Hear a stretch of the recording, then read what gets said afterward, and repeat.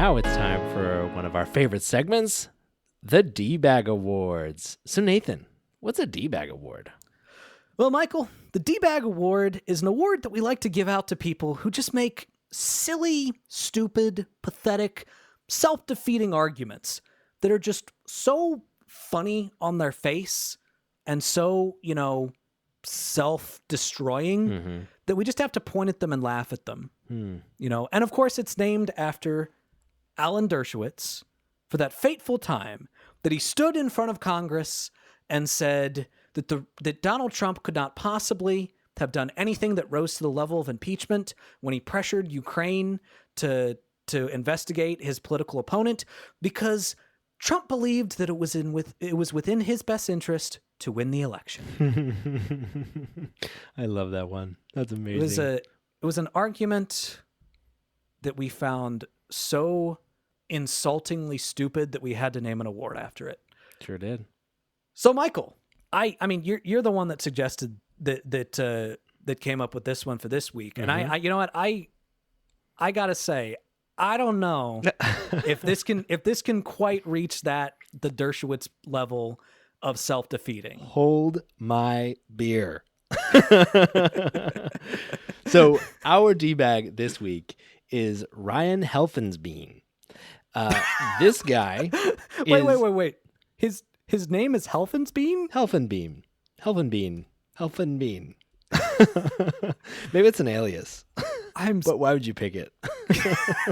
Yeah, why would you pick that? So what an interesting name. Yeah, this guy is the executive director of Liberty University's Standing for Freedom Center. So if that doesn't set you up for a D-Bag Award, I don't know what does.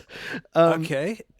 Yeah, so I mean, Liberty University, liberty means freedom, and standing for freedom, that he's standing for liberty. So, it totally makes sense. Yeah, absolutely. So he was in an interview at a gala hosted by the religious right activist Ralph Reed for his Faith and Freedom Coalition.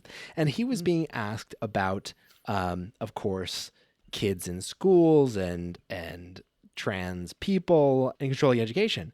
And, he said something that just really gave it all away. And I think he was just a little too honest about his position. So he said, basically, this is an evangelistic movement on the left, and that's what's happening. It's indoctrination. I mean, they're proselytizing to the next generation. What we're discovering as parents and conservatives is, wait a second, education really is evangelism. So if you do not take control of education, you cannot control the future. And Stalin knew that, Mao knew that, Hitler knew that. We have to get that back for conservative values.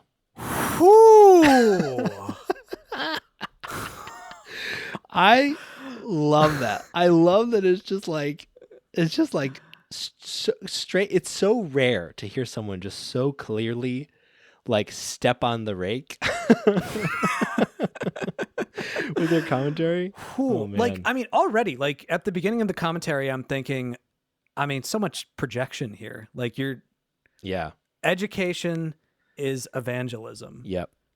Because in education, what we try to do is teach people how to think for themselves. We don't teach them what to think. We teach them how to think.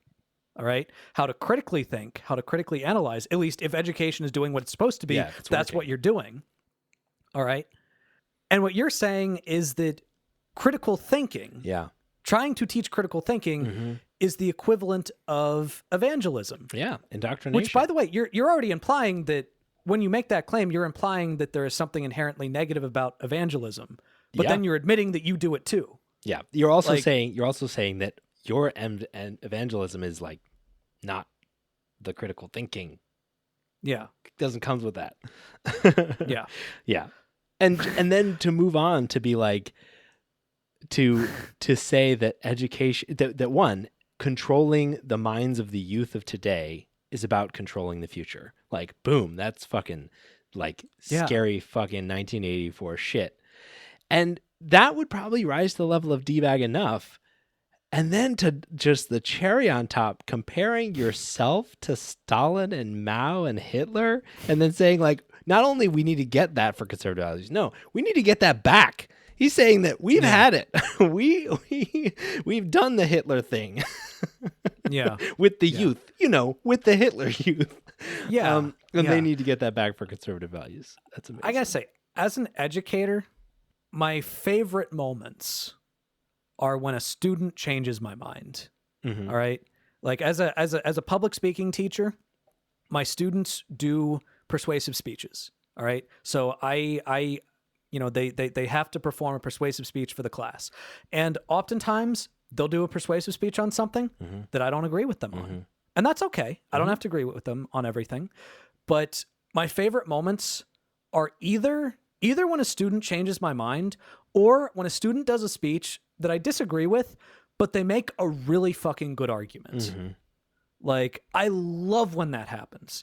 I love it when a student is thinking for themselves, comes to a conclusion independent of me completely, like using the tools that I gave them in terms of like, here is how you think through issues. Here is how you critically analyze a situation, and then comes to a different conclusion than I do, but still is able to argue it and articulate it and discuss it in a intellectually honest and compelling way. I love when that happens. All right.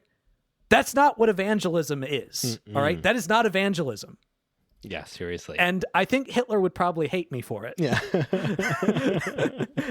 I feel like one of our goals in life should just be someone that Hitler would have hated. Yeah. And this guy's like, no, Mein Kampf has got some good stuff. I got to write this down. This Hitler guy, he's got a point. He's got a point. Really good ideas from these fellows. This Mao guy, the Stalin guy, I mean, we need to be more like them. Dude. Yeah. What the fuck? Yeah, seriously. At the Faith and Freedom Conference? That's the Freedom Conference? That's amazing.